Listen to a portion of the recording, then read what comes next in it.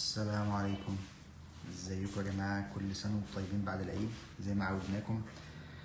حالة الصلاة النهاردة من الدرجة، يعني نقدر نقول ان هي في مراحل من مراحل ستة، بس احنا في مرحلة لسه قبل ما الصلاة يوصل لمرحلته النهائية.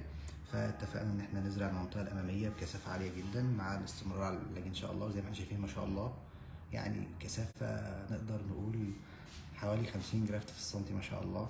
زارعين النهارده 2700 جرافت. ايه رايك النهارده يا استاذ اسلام في التجربه؟ بجد تجربة حلوة جدا.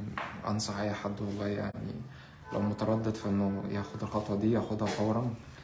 بجد المركز هنا أكثر من رائع، الله يكرمك وحابب يا رب. أشكر دكتور عبد الرحمن الله ودكتور يكرمك. أحمد الله ودكتور يكرمك. حسين، بجد ال- كل الكرو يعني. ايه رايك النهارده في اليوم؟ احنا بدانا الساعه 11 تقريبا صح؟